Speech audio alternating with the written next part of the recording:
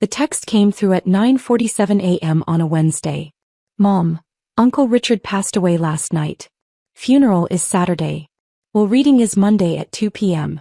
I stared at my phone screen in the empty staff lounge at Seattle General Hospital, where I'd just finished a 12-hour shift in the cardiac unit. My hands started shaking. Uncle Richard. Dead. I'd spoken to him 3 days ago. Our usual Tuesday evening call. He'd sounded tired but fine, complaining about the Mariners pitching like always. We talked about his garden, about the book he was reading, about absolutely nothing important. The way we always did. You okay? My coworker Lisa touched my shoulder. My uncle died, I said quietly. Oh, Emma.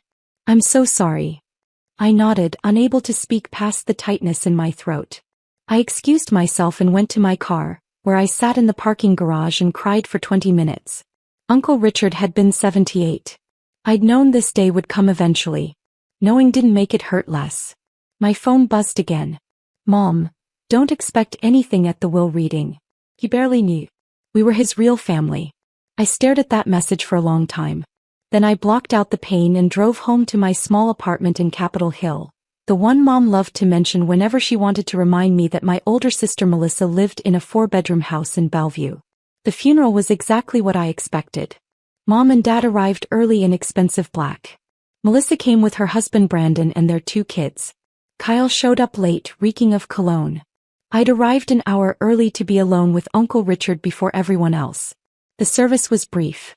The pastor spoke in generic platitudes. Melissa cried loudly. Mom dabbed her eyes. Dad stood stoic. I didn't cry.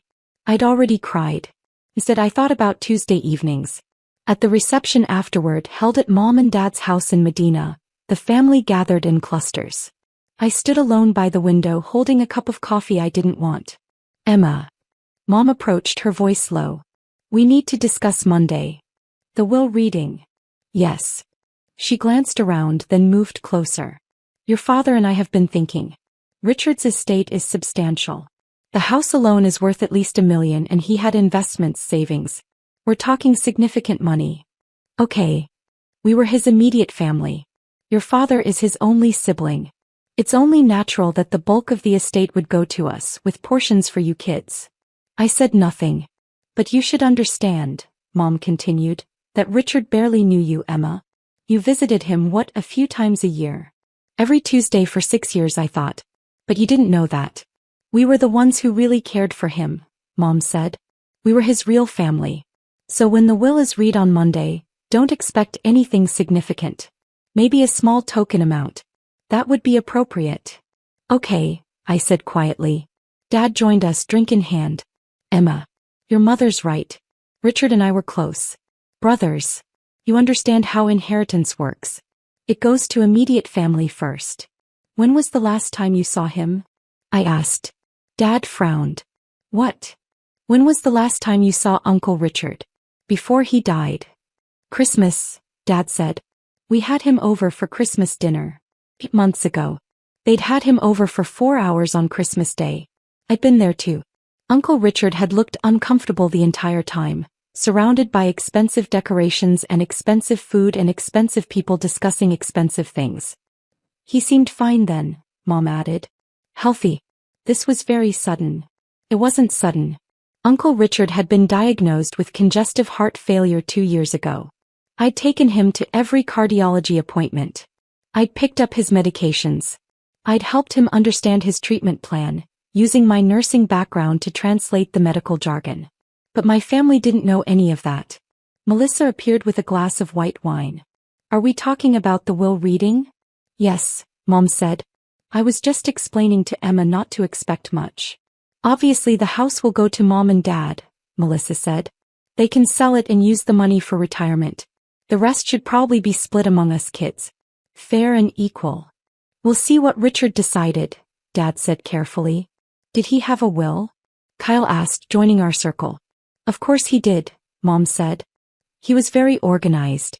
His lawyer called to schedule the reading. Everyone named in the will has to attend. Everyone? I asked. You, me, your father, Melissa, Kyle, Mom listed. And a few others, I assume.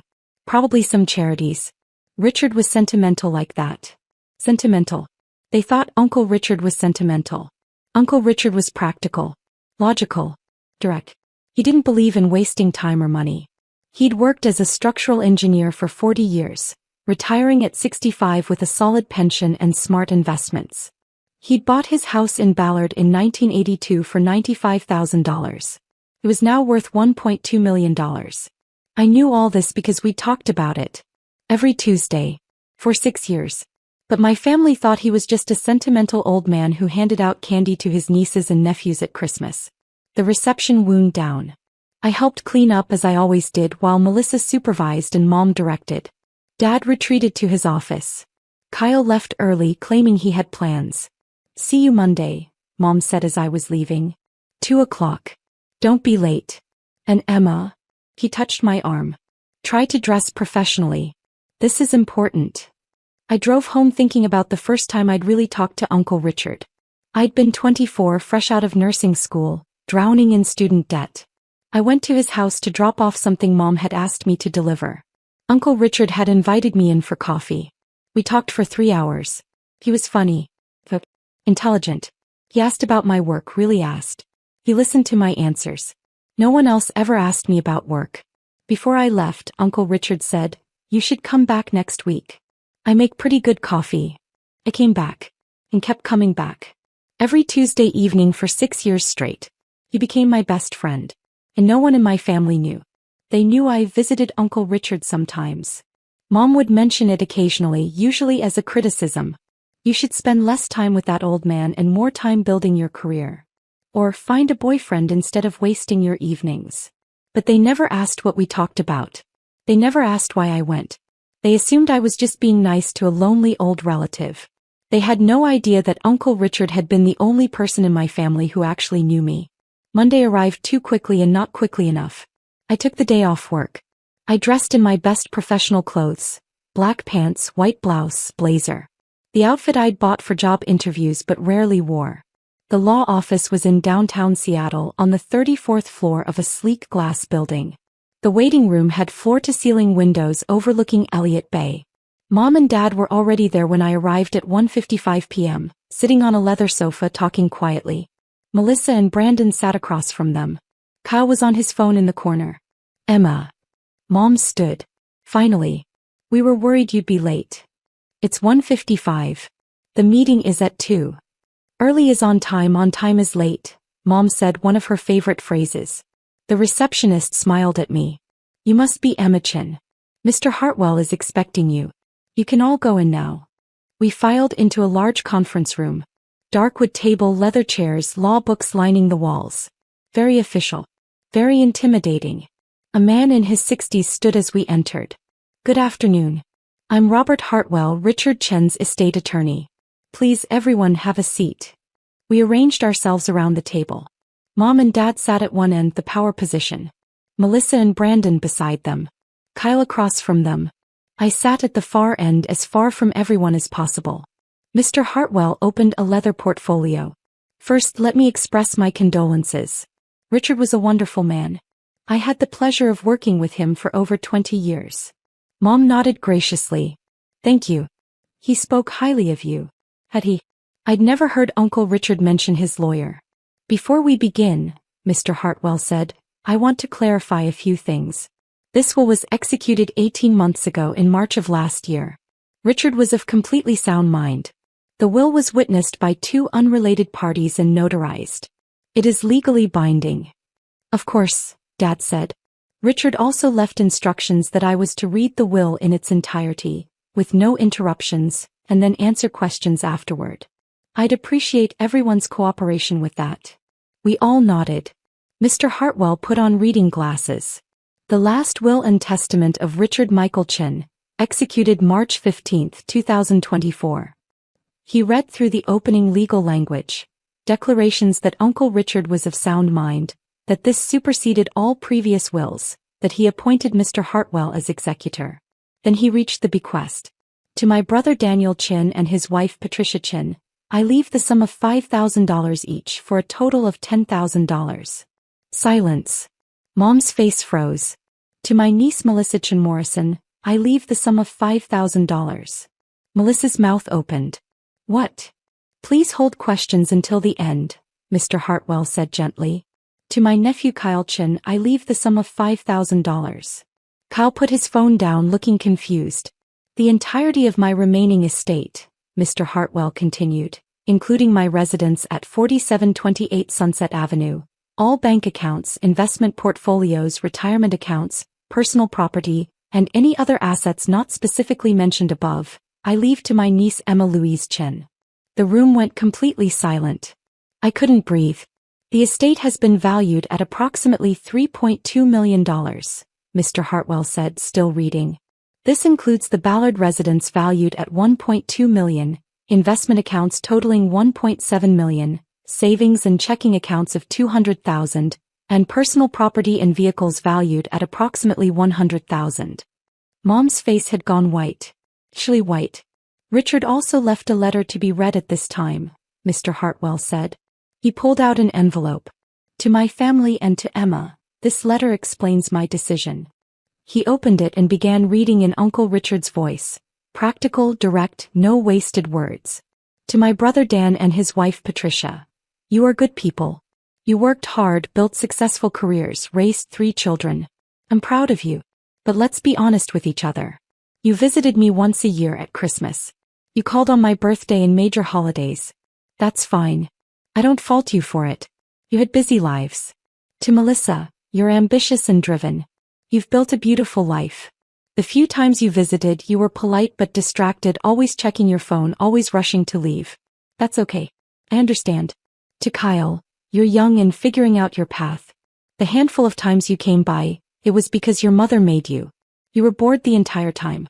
I don't blame you for that either. Here's the thing though. For the past 6 years, Emma has come to my house every single Tuesday evening. 6 to 8 p.m. Like clockwork. He never missed. Not once. She came when she was exhausted from 12-hour hospital shifts. He came when she was sick with the flu herself. She came during snowstorms and heat waves. She came when she had her own problems and worries. She didn't come because she had to. He came because she wanted to. We drank coffee. We talked. About everything. She told me about her patients, about the challenges of being a nurse, about her dreams of maybe becoming a nurse practitioner someday. I told her about my career, about engineering, about your mother, her grandmother, who died before Emma was born. She listened to my stories. She laughed at my jokes. He cared about my opinions. When I was diagnosed with heart failure 2 years ago, Emma took me to every appointment. She made sure I understood my medications. He helped me modify my diet. She checked on me between our Tuesday visits, calling to make sure I was okay. She did this while working full-time, while dealing with her own challenges, while being dismissed and overlooked by her own family. None of you knew any of this. You didn't know because you never asked.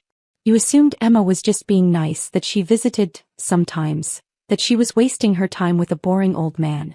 But Emma saw me. Actually saw me. Not as an obligation or a burden or a source of future inheritance.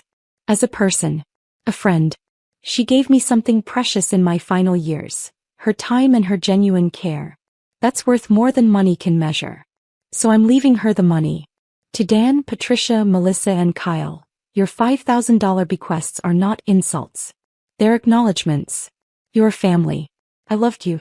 But Emma earned this inheritance through 6 years of showing up, consistently and selflessly.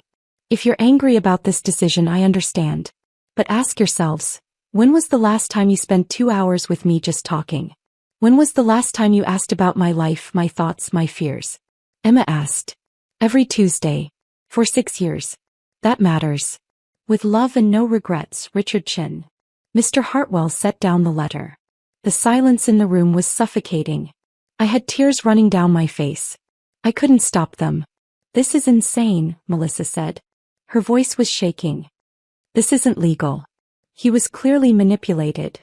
I assure you, Mr. Hartwell interrupted calmly, the will is completely legal and valid. Richard was evaluated by his physician 3 weeks before executing this will. The doctor certified that he was of sound mind and not under any undue influence. She's a nurse. Mom's voice was sharp. He had access to him. She could have. Mrs. Chin. Mr. Hartwell's voice was firm now. I'm going to stop you right there. Any allegations of impropriety could expose you to legal liability. Richard made this decision freely and clearly. I was present when he executed the will. I spoke with him at length about it. He was absolutely certain. But $3 million, Dad said. He looked stunned. That's, Richard, we're your family. Your brother. And Emma is your daughter, Mr. Hartwell said quietly. Richard's niece. Also family. This is different, Mom insisted. She spent a few hours a week with him. We spent decades. With respect, Mrs. Chin, what matters is not the history but the present. Richard makes that clear in his letter. Emma was present during his final years. That's what he valued. Kyle was staring at me. You never told us. About the Tuesday visits. You never asked, I said softly. $3.2 million, Melissa said. She looked at me with an expression I'd never seen before. Pure fury. You manipulated an old man. Melissa. Brandon put his hand on her arm, but she shook it off. No. This is fraud. We're contesting this. We have to. That is your right, Mr. Hartwell said. However, I must warn you that any contest will be expensive and, in my professional opinion, doomed to fail. Richard anticipated this possibility. He left detailed documentation. Phone records showing Emma's daily check-in calls. Visitor logs from his doctor's appointments showing Emma attended every single one while none of you attended any. Receipts for medications, groceries, and care items that Emma purchased for him. Testimony from neighbors who only ever saw Emma visiting. He pulled out a thick folder. Richard was an engineer. He documented everything. If you contest this will, all of this evidence will be presented in court. It will show quite clearly that Emma provided years of care while the rest of the family provided minimal contact. Mom's face was red now. We had busy lives. Careers. Responsibilities. So did Emma, Mr. Hartwell said. She's a full-time cardiac nurse. She still found time. How long would a contest take? Dad asked. He sounded tired. 6 months to a year typically. Legal fees would likely run $25,000 to $50,000. And again, based on the evidence, you would almost certainly lose. The court would likely award Emma her legal fees as well, meaning you'd be responsible for those costs on top of your own. So we're just supposed to accept this? Melissa demanded. That's your decision to make, Mr. Hartwell said. But yes, I would strongly advise accepting it. He turned to me. Emma, do you have any questions? I wiped my eyes. When did he decide this? To leave everything to me. We discussed it about 2 years ago, shortly after his diagnosis. He'd been thinking about it for a while. He told me he wanted to ensure the person who actually cared for him would benefit, not just the people who assumed they'd inherit because of a family tree.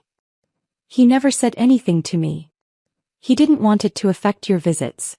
He wanted to make sure you were coming for him, not for an inheritance. Though he told me he knew that was never your motivation. Fresh tears spilled over.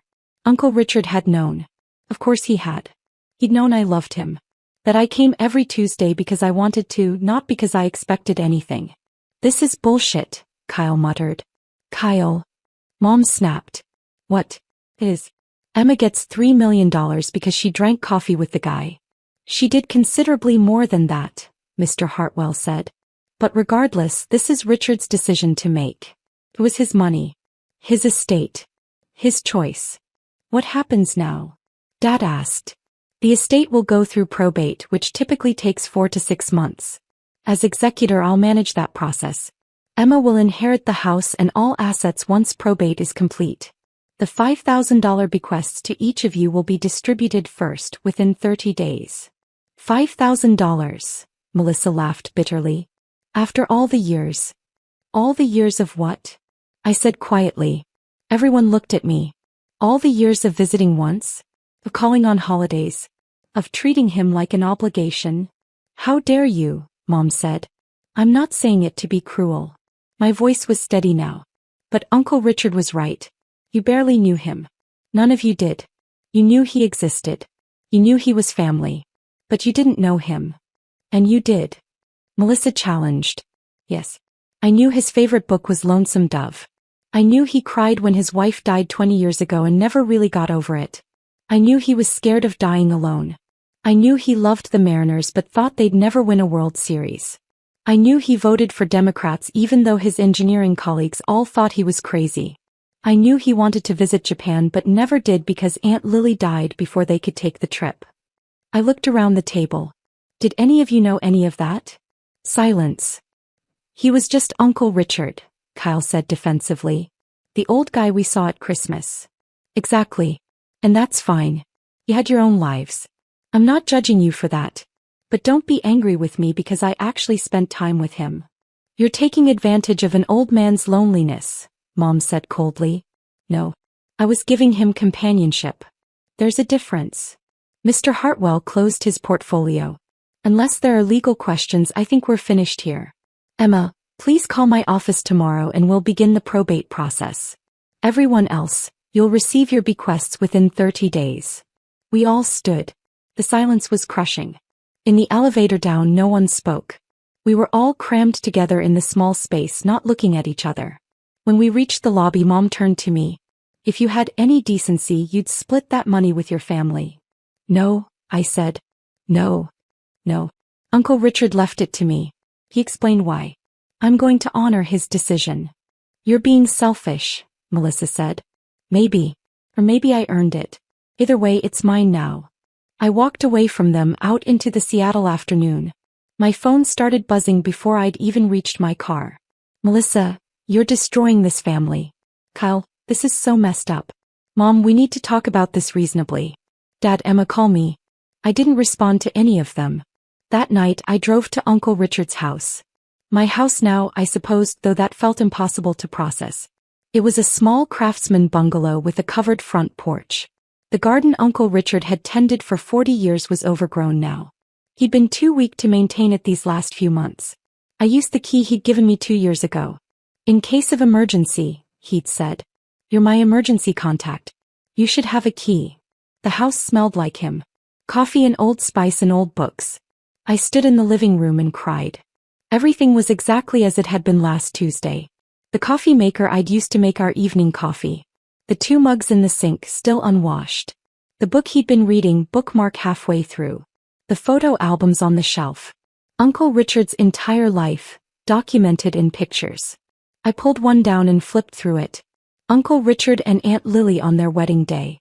Uncle Richard at his college graduation. Uncle Richard and Dad as kids, maybe 7 and 10, grinning at the camera. Toward the back, recent photos. Most of them were of Uncle Richard alone. At his garden at the park, reading on his porch. Then I found a section of photos I hadn't known existed. Photos of me and Uncle Richard. Someone must have taken them, maybe a neighbor. Us sitting on the porch drinking coffee. Us at the kitchen table both laughing at something. Us in his garden, me holding a watering can while he pointed at a plant. He'd kept photos of our Tuesdays. I sat on his couch, my couch, and cried until I couldn't cry anymore. The next 2 weeks were brutal. My family called constantly. Mom wanted to have a family meeting to discuss fair distribution. Melissa left voicemails accusing me of manipulation and greed. Dad sent long emails about family obligation and doing the right thing. Kyle just sent angry text. I didn't respond. I went to work. I did my job. I came home. I ignored my phone. Mr. Hartwell called to walk me through the probate process. He was kind and patient, explaining everything clearly. You're handling this well, he told me. Richard would be proud. My family hates me. They're upset. They expected something different. But that's not your fault, Emma. You didn't manipulate anyone. You were just present. That's all Richard wanted. Someone to be present. 3 weeks after the will reading, Mom showed up at my apartment. We need to talk, she said when I opened the door. I let her in because I was too tired to fight. She sat on my worn couch in my small apartment and looked around with barely concealed disdain. You're really going to keep living here? You're about to inherit millions. I haven't inherited anything yet. Probate takes months. Emma. She leaned forward. Be reasonable. That money should go to the family. All of us. Richard was confused at the end. He didn't understand what he was doing. He wasn't confused. He was very clear. You manipulated him. I visited him. Every week. For 6 years. That's not manipulation. That's showing up. You knew he had money. Actually, I didn't. Not exactly. We never discussed his finances in detail. I knew he owned his house. I knew he had a pension. But I didn't know about the investments or the exact amounts. And I didn't care. I don't believe you. I know you don't. But it's true. I visited Uncle Richard because I liked him. Because he was my friend. Because every Tuesday evening for 2 hours, I had someone who actually listened to me. Mom flinched. We listen to you. No, Mom, you don't. You never have. When's the last time you asked about my job? Really asked, wanted details? You're a nurse. You work at a hospital. I'm a cardiac care nurse. I specialize in post-surgical recovery. I've been thinking about going back to school to become a nurse practitioner. Did you know that? Mom was silent. I've been thinking about it for 2 years. I've mentioned it.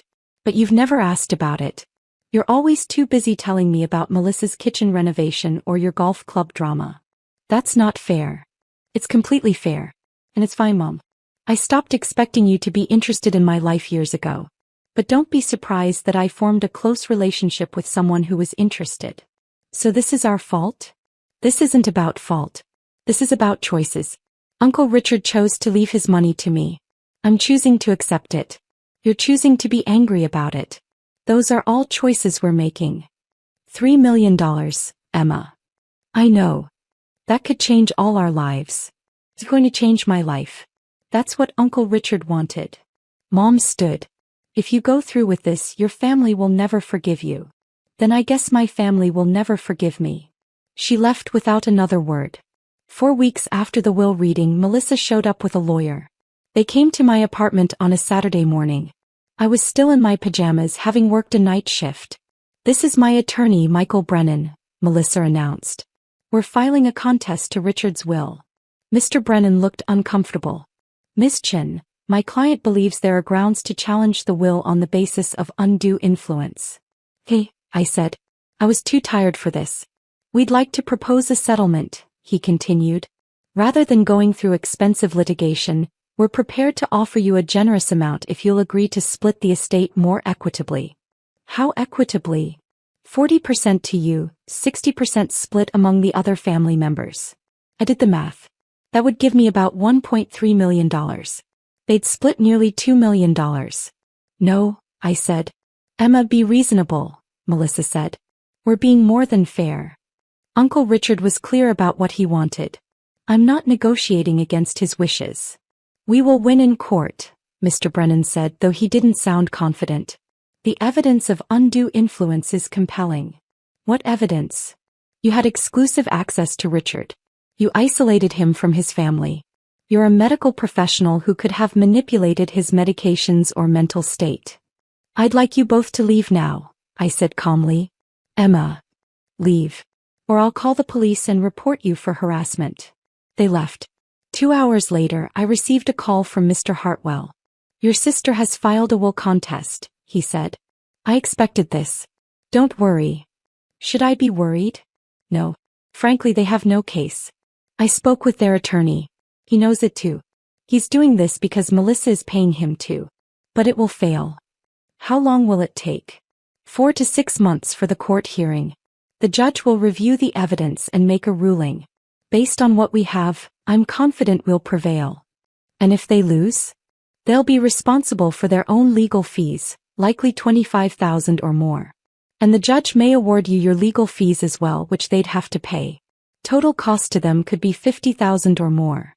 That seems like a waste of money. It is. But sometimes people need to learn lessons the expensive way. 5 months later, we sat in King County Superior Court. Judge Margaret Fisher presided. She was in her 60s, sharp-eyed and no-nonsense. Melissa's attorney, Mr. Brennan, presented their case.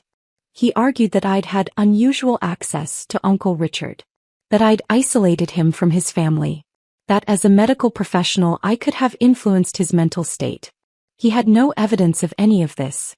Just speculation and insinuation. Then Mr. Hartwell presented our case. He had phone records showing I'd called Uncle Richard daily for 2 years. Visitor logs from cardiology appointments showing I'd attended all 17 appointments while no other family member attended any. Testimony from Uncle Richard's cardiologist stating that Richard had been completely mentally competent until his final week.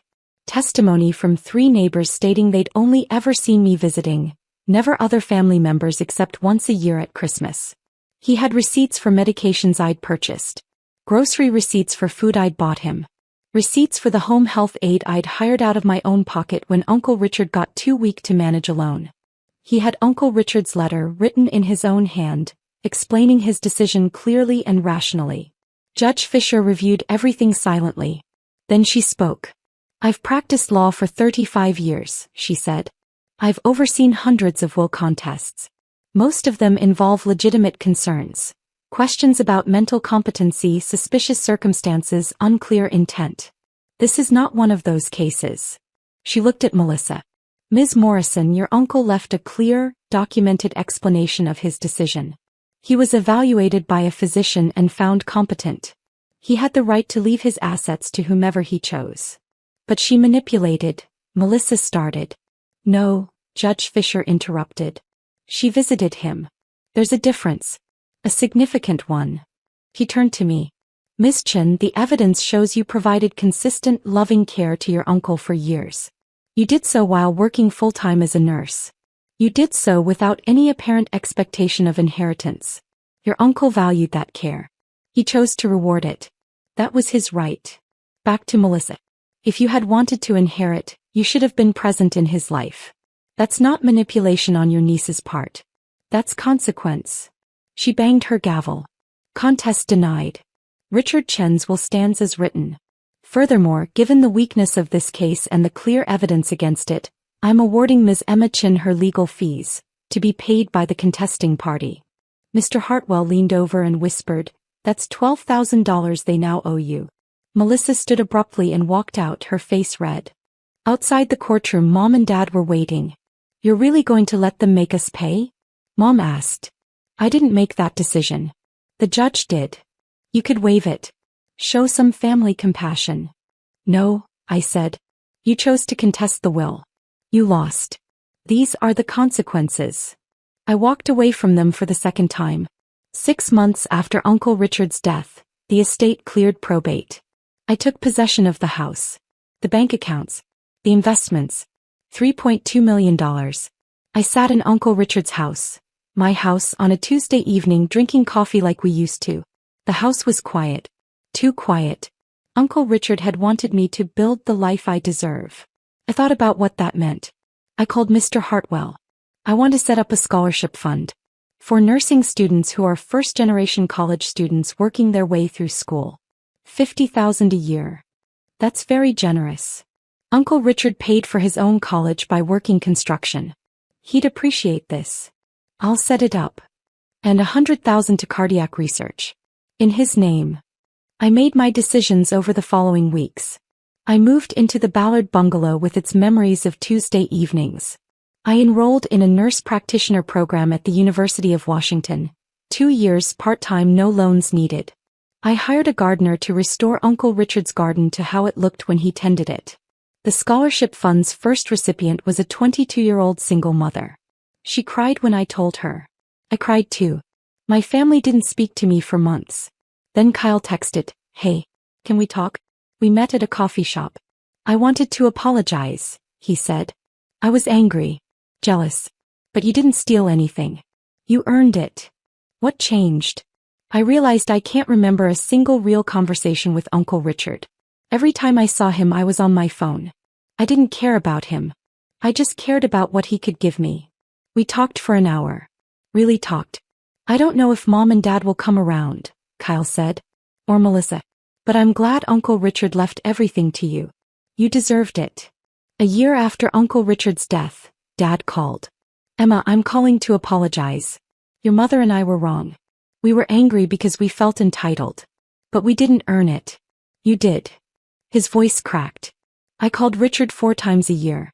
Saw him once. I told myself that was enough. But we weren't close. We were just related.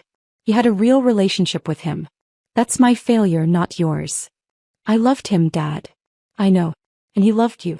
I'm sorry for how we treated you. For not seeing what you were doing. For being angry instead of proud. I forgive you. But I'm not giving back the money. I know. And I'm not asking. That money is yours. Richard wanted you to have it. I respect that now. Mom called 2 days later with a more difficult apology. He was trying. Melissa never apologized. 2 years of silence. Then a cancer scare brought us to the hospital. I visited with flowers. Why are you here? She asked. Because you're my sister. And because I'm a nurse. And because I know how scary this is. We both cried. It was a start. 3 years after Uncle Richard's death, I completed my nurse practitioner degree. I took a job at a cardiology clinic specializing in heart failure patients, the same condition Uncle Richard had. I helped patients understand their medications, their prognosis. I made sure no one faced their diagnosis alone. It felt like honoring Uncle Richard's memory. I still lived in his house. On Tuesday evenings I'd sit on the porch with coffee and talk to him about my week, my patients, my life. The scholarship fund had helped 12 students. 3 graduated and became nurses. They sent thank you cards with photos in their scrubs. Uncle Richard would have loved that. My family relationships slowly healed. Dad and I talked every few weeks. Mom was trying. Kyle and I rebuilt something real. Melissa and I worked on it over coffee. It would never be perfect. But it was something. I thought about Uncle Richard's gift often. Not just the money but what it represented. Someone had seen me. Had valued me. Had loved me. He'd given me the knowledge that I was worth showing up for. That my time mattered. That my care mattered. That I mattered. That was the real inheritance. The money was just proof.